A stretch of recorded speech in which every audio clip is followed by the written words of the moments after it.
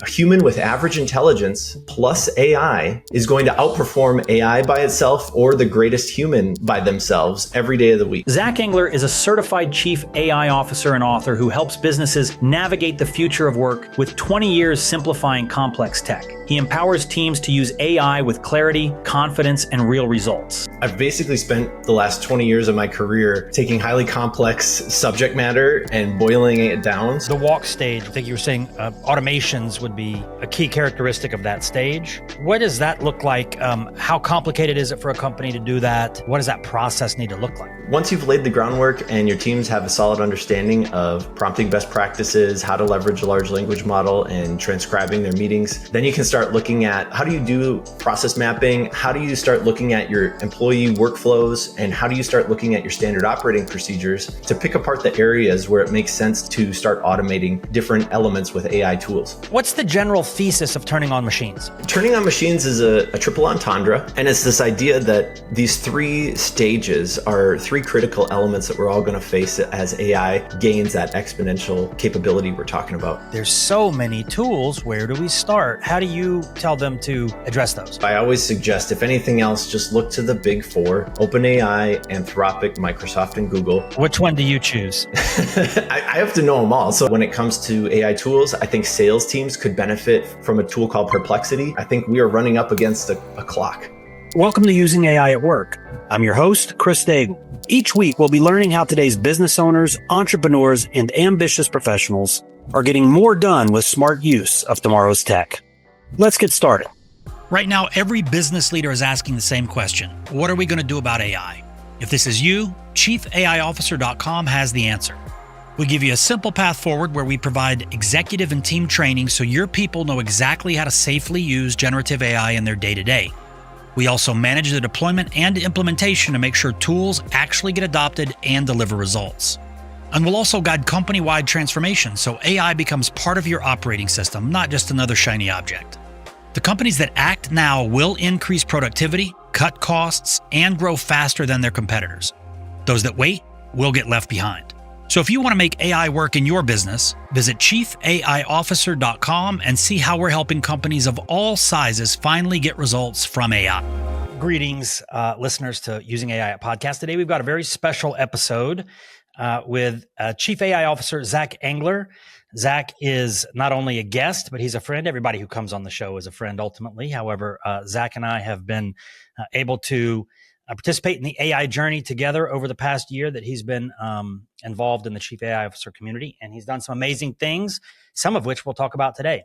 So Zac brings with him to the AI space a successful and I think award-winning career in executive placement and recruitment in the AI environment, but more on the robotics side prior to his pursuit as a Chief AI Officer.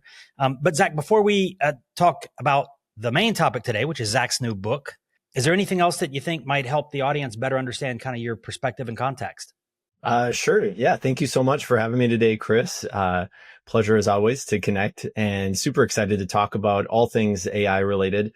And yeah, when it comes to my background, I think one of the biggest things that helps people understand my take on the whole AI at work type philosophies that I've developed is I've basically spent the last 20 years of my career taking highly complex subject matter and boiling it down so that either the people that I'm hiring for a role can understand what the company does and how we're doing it, or from a customer perspective, helping customers digest, like in my time at Apple, highly complex concepts or technical challenges, and then being able to digest that in a simple way that they can easily take advantage of quick wins. And so I've tried to take all of those lessons from my time at Apple, my time in training and development, and my time in recruitment, and boil that down so that now I'm working on explaining AI to huge corporations, small businesses, whoever's willing to listen. Nice. So we're going to talk about Zac's book today, Turning on Machines. I'm excited to learn more about the book. But before we do that, Zac, what's the experience been like for you as a Chief AI Officer? Because we routinely work with companies and we explain it to them that it's a new role in the C-suite. It's not a tech thing, because anybody in the tech space, I think, will agree. The way that AI needs to be brought into a company it's a people thing. It's not a technology thing necessarily. So what has the experience been like? Because now that you're a chief AI officer with a significant concern, what is the experience like for you, and how are you interacting with clients and helping them kind of grasp why they need this?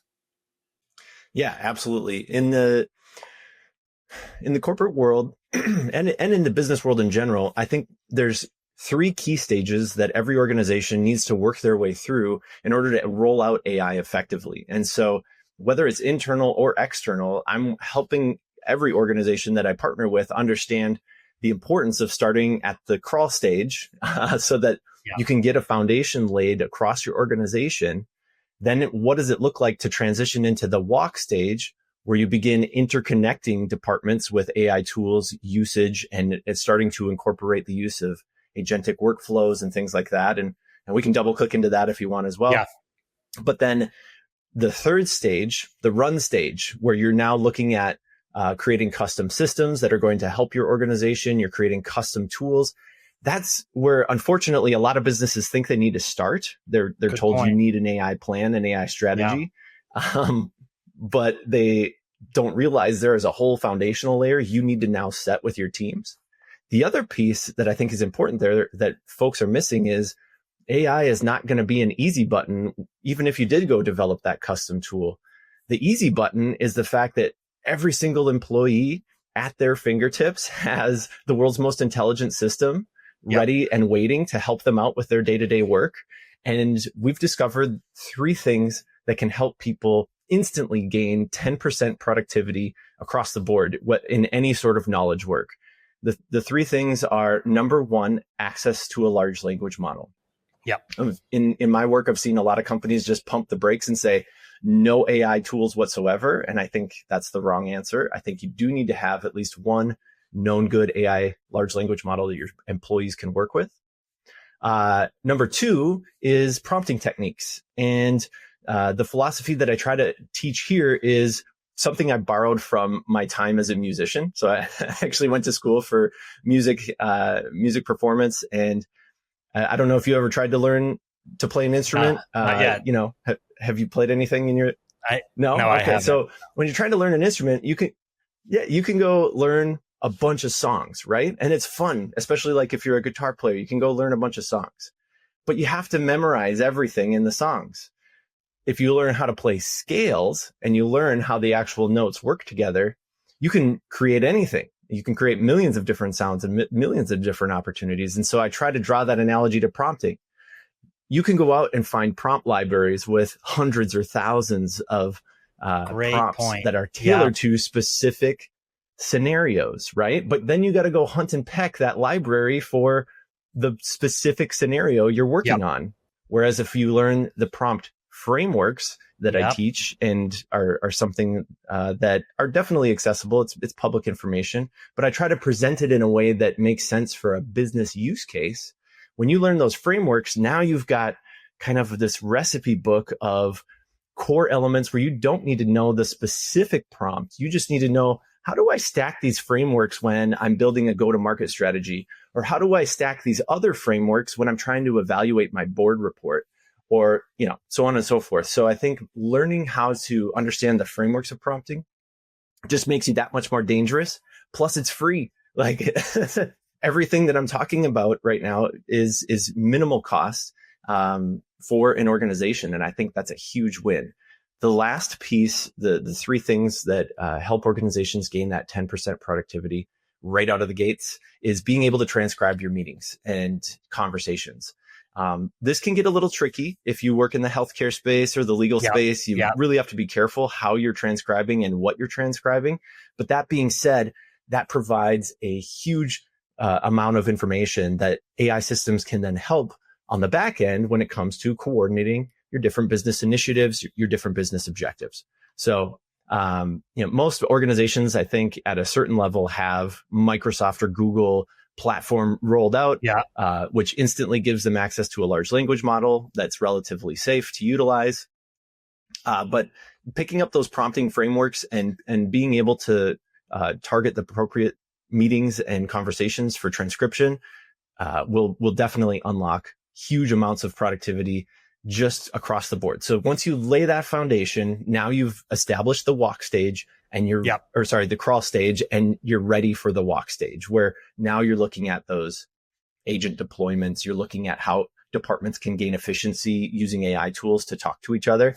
And that to me is really kind of where the rubber meets the road. And now you're looking at productivity gains of 40 to 80% in certain instances. When you look at software development, now you're talking potential for 100 to 150% productivity gains. And that's just the walk stage, right? Then when you start incorporating custom agentic workflows where AI systems are able to learn and adapt and improve over time, now you're getting into the 300 to 1,000% productivity gain range, but you can't start there. Without everybody at your company having that foundational, fundamental layer of understanding, because they need to know how to leverage the most out of the tools before they start rolling out the tools, if that makes sense. No, that's fantastic. The concept of the scales makes perfect sense. You're absolutely right. So anybody out there that's thought they've won the jackpot by downloading some prompt library with 1,000 prompts, helpful, but certainly not the ticket. That's great. So timeline for these stages, let's say you're working with a client. What's the timeline typically before you and they feel that they have, like, they're good to go in the crawl stage? It can vary depending on the size of the organization and how fast they want to deploy these tools. And so I try to break that down for companies as well to prioritize. One of the easiest ways to do that is look at your business and see, where are my biggest cost centers and where are my biggest revenue drivers? And then figure out, like, where do I want to save the most time and cut down and push people forward with their sales capacity, for example. So many of the executive level teams that I work with say that they were told they need an AI strategy and an AI plan. And the first question I ask is, do you need an AI strategy for infrastructure, or do you need an AI strategy for operations? And sometimes the shoulders go up and the eyes dart across the room, because it's like, what's the difference between the two? Yeah. Right. And it's like, okay, so when it comes to infrastructure, those are AI systems that are, home built tools and resources that are going to benefit the way that the foundational elements of a company work. This could be, an agent that analyzes your finances, or does any sort of like predictive maintenance, things like that are internally focused. I like to call infrastructure, so that it helps them understand like what they're building towards. On the flip side, operational AI is going to be things like the rollout of a large language model to every employee, so that they can become more productive in their day-to-day communications or project work. Once you figure out which one of those two you want to pursue, then you can start building your plan and your timelines for, okay, we want to cut costs in this department because that's our highest cost center. We want to increase revenue by leveraging this department over here. Let's create a training plan for those teams to get the fundamentals laid out. And then from there, we can start looking at how we're going to interconnect into the middle, right? How are we going to bring the rest of the company? How are we going to bring the rest of the organization along for the ride as these kind of leading teams kick things off with early stage pilots? Love that. All right. So walk me through what this, the walk stage, where we start to introduce, I think you were saying automations would be a key characteristic of that stage. What does that look like? How complicated is it for a company to do that? What does that process need to look like? Yeah. So once you've laid the groundwork and your teams have a solid understanding of prompting best practices, how to leverage a large language model, and transcribing their meetings, then you can start looking at how do you do process mapping? How do you start looking at your employee workflows? And how do you start looking at your standard operating procedures to pick apart the areas where it makes sense to start automating different elements with AI tools? And this, usually can be anywhere from a 3 to 4 month project. And I do try to encourage a sense of urgency around this, because as we march forward in time here, I think we are running up against a clock. Every organization at the forefront of this technology has had the last 9 months to start exploring and rolling out AI agents into their workflows. Those agents don't sleep. Those agents don't eat. Those agents don't have families. They don't take vacations, right? And the faster you can perfect how those agents interconnect and work throughout your departments, as they scale and get more intelligent over the coming months, your company is going to have an increased velocity, and it's going to be able to ride that wave of technological advancement that companies like OpenAI, Anthropic, Microsoft, Google are pushing the envelope on. If you take too much time and you sit back and wait to even lay that base layer and then start moving towards this idea of having agents do work, you're essentially falling behind at an exponential rate, right? Like, if the technology is advancing at an exponential rate and you're not adopting it, you're falling behind at an exponential rate. And I think that gets more and more dangerous the closer we get to 2027.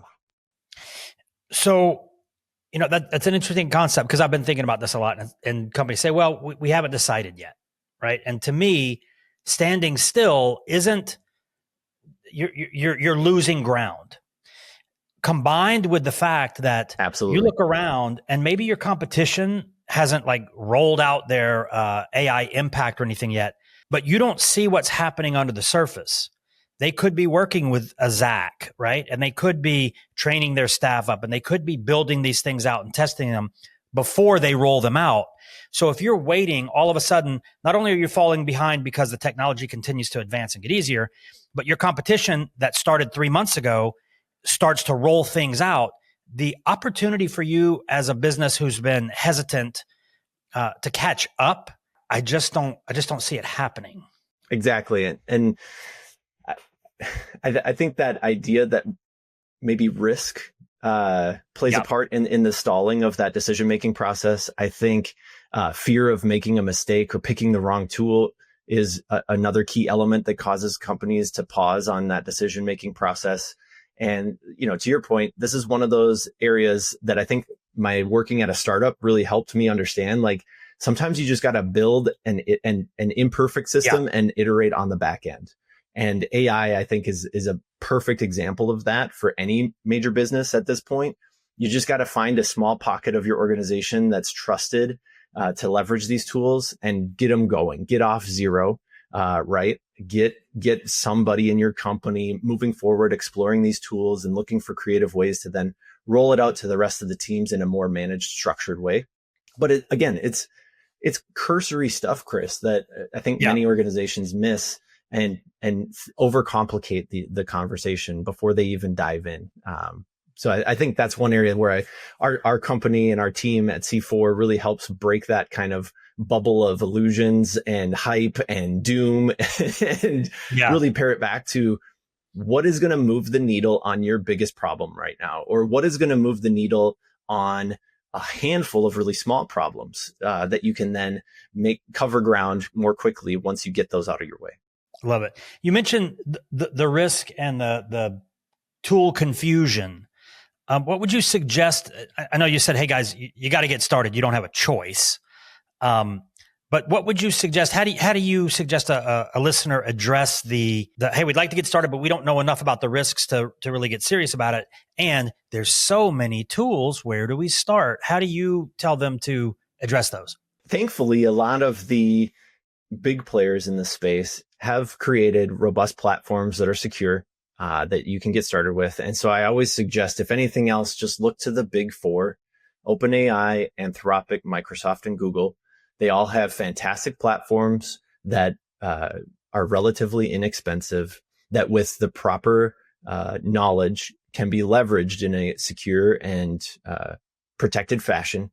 And whether that's opening up Copilot and leveraging the tools that Microsoft provides to get started, that's one approach. You can also seek support from consultants like us on how do I then take this and apply it to business use cases so that my learning journey can serve me a twofold win, where I'm not only learning how to use these tools, but I'm getting work done while I do it. In a lot of the trainings, I did a 7-hour training with a regional liquor distributor a couple of weeks ago.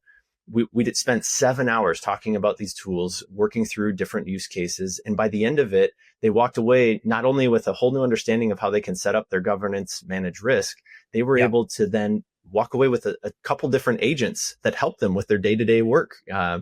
And that's something that I think is really meaningful and really helpful to consider when you're looking at these problems of how can we do work along the learning journey, right? And now you're working smarter, not harder for rolling out these new tools. Yeah. So what tools do you recommend? Like what are your preferences for quick application? You mentioned the opportunity for transcription and that sort of thing. Like, what are some of the tools that you usually recommend to clients? I think some of the first tools to take a look at after you check off one of the big four and you've gotten which one do you choose? Can be I have to know them all. So I'm, signed up and subscribed to all four. And I think at the end of the day, at an enterprise level, most organizations have Microsoft already deployed, Microsoft 365. So they've got Copilot sitting there and it's just sitting there for a vast majority of their teams. Let's get them started using it. Let's look at those day-to-day use cases. And then beyond that, I think each team has different needs when it comes to AI tools. I think sales teams could benefit from a tool called Perplexity. It's fantastic at research. It's fantastic at citing its sources so that if hallucination is a problem where the AI is trying to make stuff up on you, you can actually go click into the resources it cites and validate, is this real? Is this something that is going to be relevant to my use case? Or is this something that's a distraction or a made up website, for example? I think there's other tools like voice AI systems as well that can benefit from at an executive level, can help leaders digest information much more quickly. So when you look at Google's Notebook LM, for example, it's an amazing tool where you can dump in tons of information like your board report, your balance sheets, your company website, and have the AI digest that all and build a podcast that you can interact with around those concepts. You think of a CEO trying to prepare for a board meeting. You could spend hours doing research, hours getting familiar with all the different ongoings of the company. But how cool would it be if you could have a self-tailored podcast that coaches you how to have that discussion, that gives you those sticky board members' points of view that are going to push you on certain subjects? You can download that in a podcast and listen to it before you go to bed and wake up the next morning ready to rock and roll. Those are the types of simple things that add a ton of value and cost almost nothing, but if you haven't had the time to practice or try it out, it's not prevalent. It's not something you would maybe initially think to try. You're going to maybe look at the tools as like an email helper instead, So it's things like that I want to help people move past and roll out in unique and novel ways. Great advice. All of this has been, I'm glad we went down here before we started talking about the book. Now let's shift gears. For the listeners, the reason that we're doing this episode, I love talking to Zac. He's obviously, you can tell he's got a lot of insight into how it's being used in real life, day-to-day businesses. But he shared with me that he was about to release a book called Turning on Machines. I think that based on what you've already heard in this conversation, that he knows what he's talking about. So what's the general thesis of Turning on Machines? Turning on Machines is a triple entendre. And it's this idea that these three stages are three critical elements that we're all going to face as AI gains that exponential capability we're talking about. So turning on machines can mean activation, right? So the first part of the book is all about the rise of AI. And I break down a historical view of what AI or how machines have been leveraged and how innovation has cropped up throughout different stages of humanity's evolution. So we look at stone tools, for example, and we figure out, what happened when humanity discovered stone tools? How were they leveraged? How did they impact the way we work, the way we live, the way we use them in our day-to-day life, and draw from those lessons to then apply to AI. So one example here would be there's archaeological evidence that stone tools were actually perfected by sometimes novice users who didn't necessarily know all the traditional ways to carve and shape a stone. And they would, by accident, discover new capabilities or new forms of chipping stone that was more effective. And I draw that conclusion or analogy to AI of there's a ton of really phenomenal PhD researchers developing these systems, but now the tools are so easy to access. Yeah. The average person can go out and mess around and use different types of pattern matching to come up with unique ways to use the tools for sales, for marketing, for operations, for HR, right? There's tons of unique ways to use these tools that engineers wouldn't necessarily think to apply. Yes. The second entendre of turning on machines is this idea of being turned on or rebelled against or revolt. And so that's the second part of the book is what types of sweeping change are we going to see as a result of AI proliferating itself through the workplace? What types of pushback are people likely to give as a result of that change? What types of friction is that going to cause? And here I like to call out this concept I've come up with called the trifurcation of work, where I see work getting split not once, not twice, but 3 times by AI. And each of the different ways that it's split is the first way being the use of AI only in your day-to-day work tasks. The second way being AI plus a human working on tasks. And the third way being a human only, right? Areas where you don't want AI involved for various reasons, or areas where people don't want AI involved. And then the last part of the book is turning on, and this is what usually raises eyebrows, turning on in a sense of romantic involvement or being attracted to AI. And I firmly believe that we're entering into an era where there's evidence already that people are falling in love with their AI chatbots. People are having deep, meaningful conversations with these tools and systems, and they aren't even that good yet. Like this is the worst this technology is ever going to be. And yet there's still, I've read a story the other day about a woman who bought 2 wedding rings, one for each of the AI partners that she's developed. There's a man in the book, we talk about a man in South Korea who built himself a robot wife and wanted to legally marry her. Yeah. Like, again, these are like rudimentary levels of technology. Imagine 10 years from now when you cannot tell the difference between an AI and a person, right? Then we start adding whole different layers of complexity to this whole situation. And so in the book, we cover those 3 major areas and give the reader tools to think about how that's going to impact their life. So all 3 interesting topics as well. And on that last one, there's a lot of talk now about the people leveraging the models for mental health, stress, like working through life problems and things like that. So I totally see it. So you mentioned that, I like this idea of naive users of the models being able to do things that an engineer wouldn't ever think of. And it's brilliant. And I totally agree. I mean, that's what I am. I'm not an engineer. I'm not a tech person. Most of the listeners aren't, right? But they're still getting world-class results from the models, right? So this is an interesting concept. So based on what you've seen and what do they say? History may not repeat itself, but it certainly rhymes, right? Absolutely. The trends that you saw in your research about new tools and their impact on the existing paradigm, what kind of parallels are you drawing from what we've seen in the past to kind of where we're going with AI or where you think we're going? Yeah, absolutely. I think one of my favorite ones as a result of the research was looking back at the invention of the printing press. When Gutenberg's printing press proliferated throughout Europe and Asia, you saw this amazing proliferation of information and knowledge, which was fantastic, right? People could learn more quickly. They could discover new subjects and information much more quickly. They could communicate ideas and push change more quickly. However, a lot of falsehoods and lies and propaganda were also proliferated, right? At the same time. And that feels kind of familiar to what's happening today, right? When you look at social media and the rise of how people are sharing the different forms of communication we leverage today, it's getting harder and harder to tell what's real. And then when you add in the fact that you can create an AI avatar that's hard, very hard to distinguish now between a human and an AI avatar, or on social media, how do you tell when it's a real person or a bot?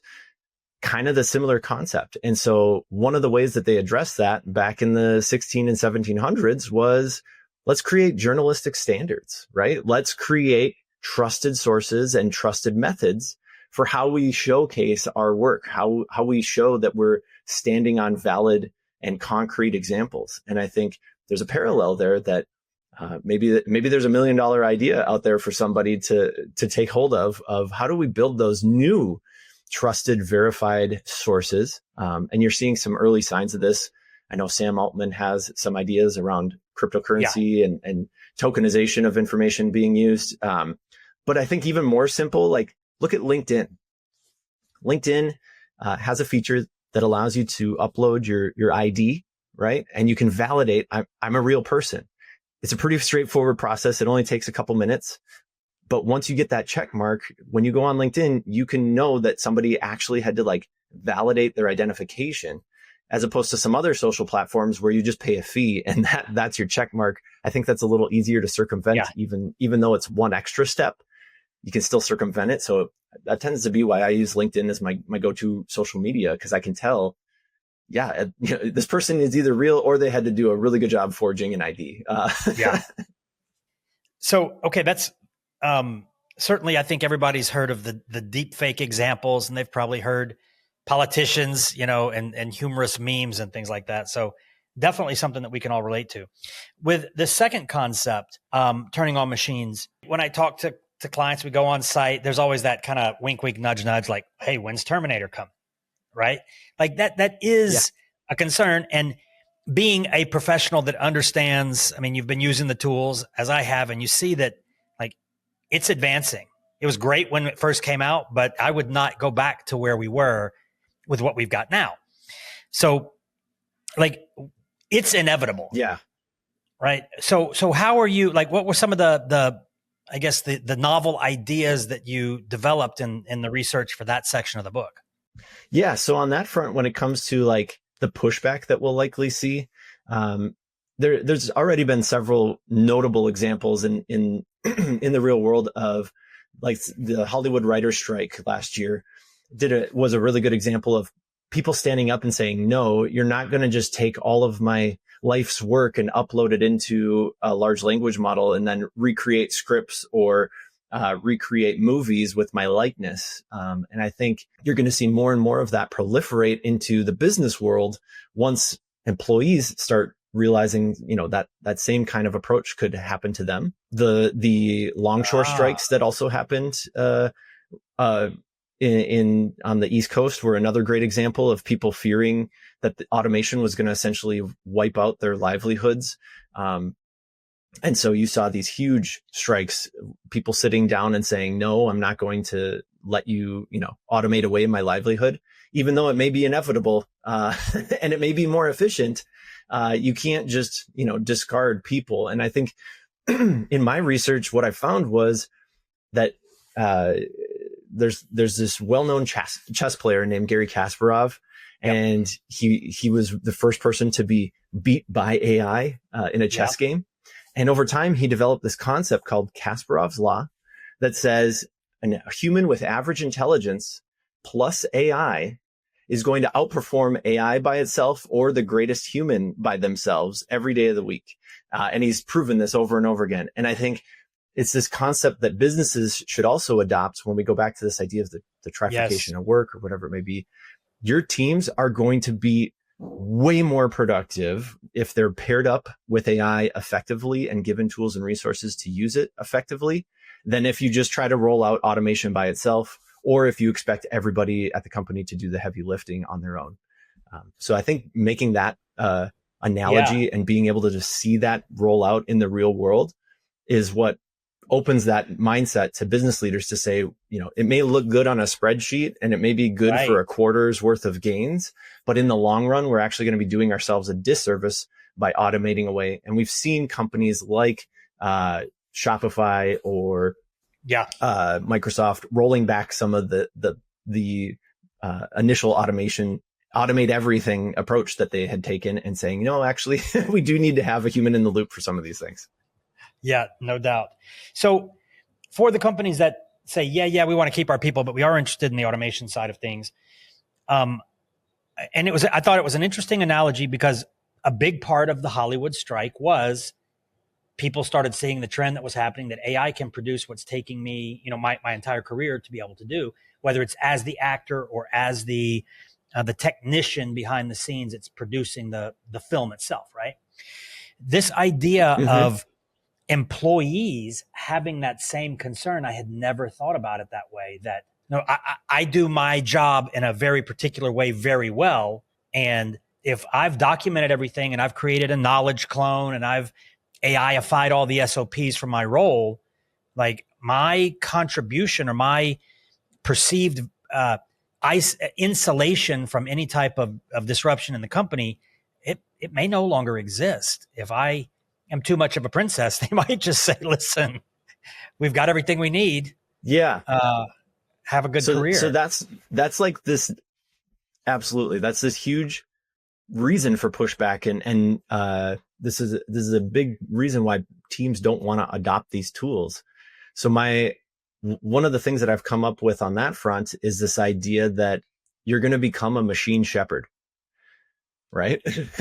Which is like a weird phrase, but yeah. So you go out and you learn, hey, here's my knowledge base. Here's the things that I've done. I'm going to coach up this AI to help me with these tasks.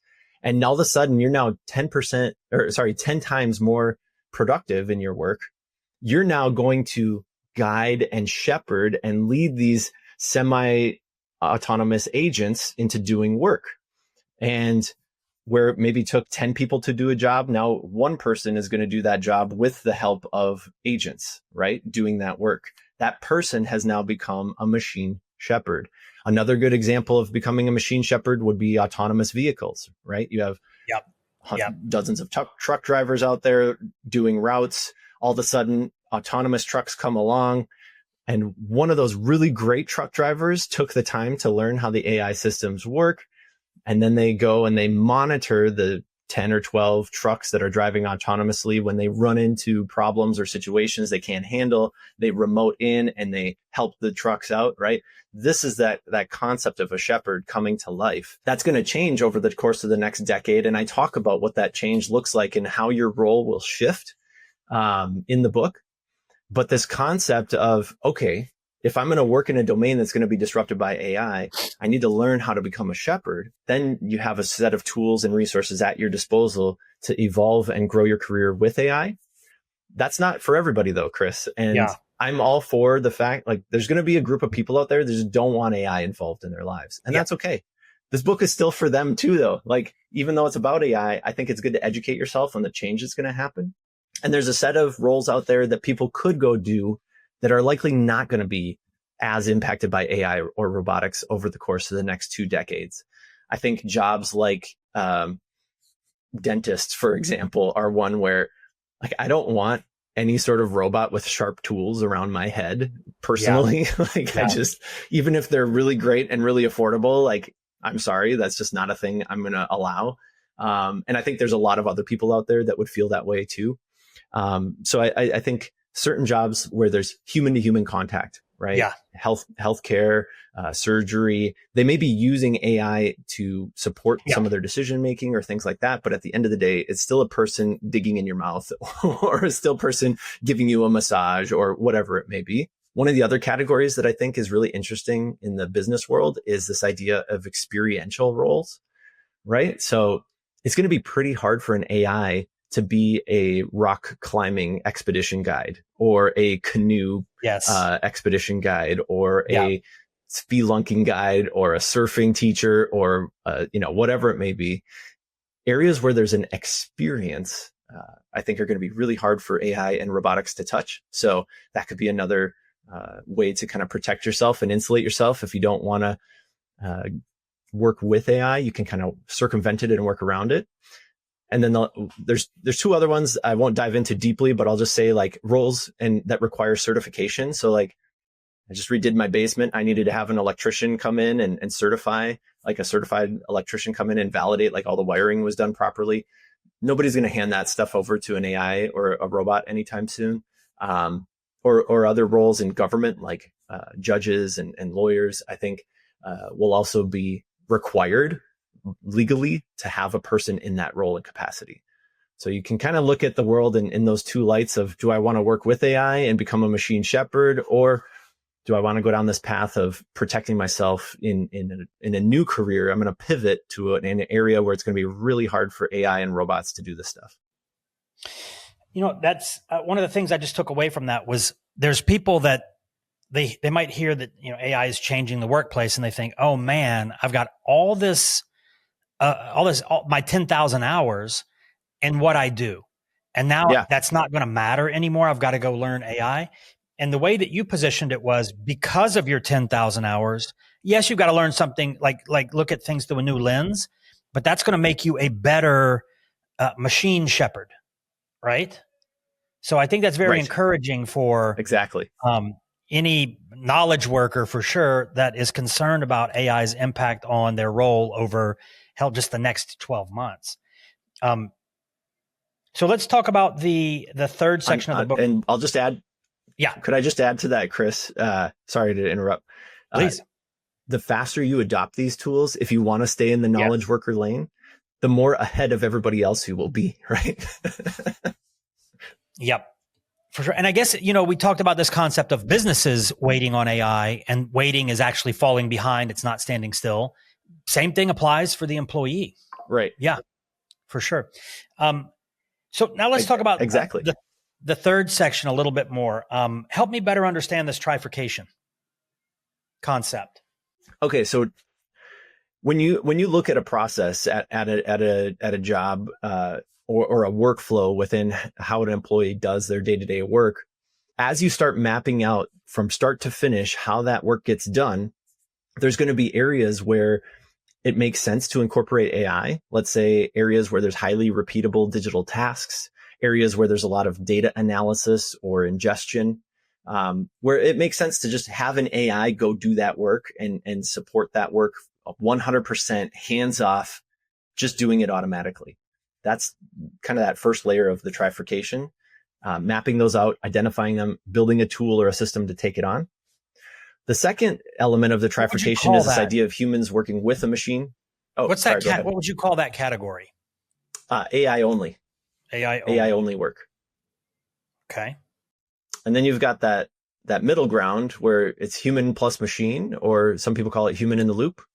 And this idea that there's going to be a semi-autonomous task the AI can do, but a human's going to validate the work that's done in some shape or form. They're either going to be a part of the process along the way as the AI builds something, or they're going to be the quality checker at the end of the process and validate that what was produced is accurate and high quality. Okay. And then what's that? I guess trifurcation would indicate 3. What's the third? Human only. So human only, exactly. So you got AI only, human plus AI, and then human only. And this idea that, if you look at like a hairstylist role, for example, a hairstylist is probably going to be one of those other roles that's really safe, right? You got sharp objects around somebody's head. That's probably going to be a human only task, right? Of actually cutting somebody's hair. But, and so you're going to protect that. You're going to make sure that AI is not involved in that in any way. Even though AI may schedule the haircut, even though AI may process the payments and, track the overall performance of the team, things like that. At the end of the day, it's still going to be a person with a set of scissors doing the actual work. So how would you recommend, is this an activity I can do? Do I need, is there a framework that I should use to identify, okay, which parts of my role or my department or my entire business fall into one of these 3 categories? Yeah, that's a really good question. And I think it's unique to every business because the way that their work gets done, the way they provide their service, the way they provide their product is tailored to their customers and their clients. So you have to map out in the AI only section, for example, what are those parts of the business where it is okay if a mistake occurs, right, as a result of the AI performing its task. In the realm of finance, that becomes much more high stakes than in the realm of customer care, for example, right? If an AI, struggles with a problem with customer care, it can route them to a person. If it gets the balance sheet wrong for your entire organization, that's a much bigger problem and the stakes are a lot higher.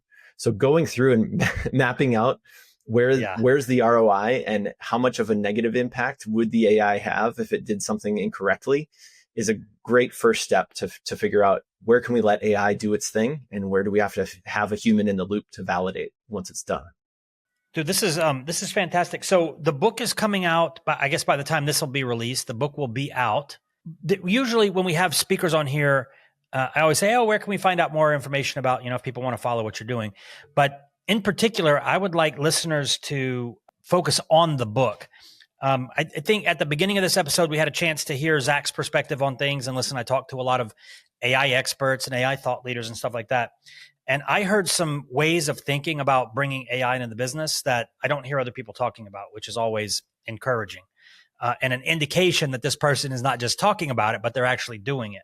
So these ideas, if you are an AI professional, you're an AI enthusiast, and you want to bring these into your business or bring them into your network, or you're delivering these services for other companies, the topics that are discussed in this book are things that you're going to need to have a good answer. They're going to be common. At least in my experience, these are the things that come up. So if nothing else, I would suggest that just reading this book is going to better prepare you as that AI champion in your own business, industry, department, whatever, to have quick answers that are obviously well thought out and address those friction points, perhaps with a company adopting it, or the boss saying, hey, yeah, let's do it, or the board approving your direction with the company, or a client saying, I don't get it. Why should we use it, kind of thing. So, well, Zac, any closing remarks? And there's one. Yeah. I was going to say there's one key element of the book that I neglected to mention, and that's that the book is built with a series of self-reflection questions at the end of each chapter. At this stage in my career, I've discovered that adults don't like to be told what to think. They like to discover and learn things for themselves. And in my time at Apple, that was actually one of the key elements that we learned for how to teach adults effectively, is this idea of depth of knowledge questioning, where you ask a set of questions where even though you know the answer, you're going to guide the learner to a particular conclusion or help them discover the conclusion that makes the most sense for them and their particular situation. So at the end of each chapter, I asked the series of self-reflection questions to put the control back in the reader's hands and say, how is this going to impact me? How is this going to impact my life? How is this going to impact my work as it's relevant to me? There is so much that's outside of your sphere of control in the way AI is changing the world, the way AI is changing work. I want to put that control back into your hands and say, hey, what is in your sphere of control that you can take a hold of and start taking action on today? And I think also maybe today, I don't know if you feel this way, but I certainly do. There's a lot of people saying how you should think or what you should think. In my research for the book, I probably read over 50 or 60 different books on AI, and a lot of them are written by incredibly intelligent PhDs who have done the research, who have put in the time, but they still tell you why they're right and why you should believe what they have to say. And although they're probably right, like they're on the right track, this idea that you need to form an opinion for yourself. And it's so much easier when somebody asks you a question rather than telling you what to think.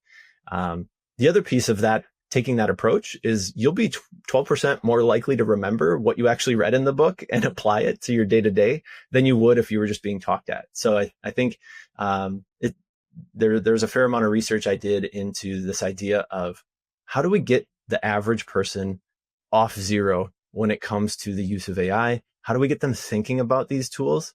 And my big hope with this book, Chris, is that if we can raise the awareness level of everybody to some degree, we'll collectively be more likely to make better decisions about how AI is proliferated through society, about what we're willing to accept, right? Because again, there's only so much in your sphere of control. In the book, I talk about this philosopher, Albert Camus.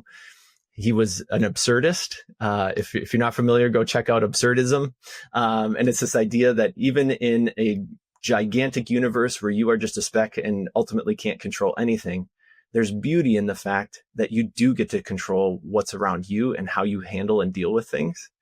And this concept that you can do that in any way that you want to tackle. You can look at the world and just marvel at the fact that it's at your fingertips. What are you going to do with it? Right. So that's kind of the book meaning and intent at the end of the day is how do we raise that awareness level and how do we put some control back in your hands?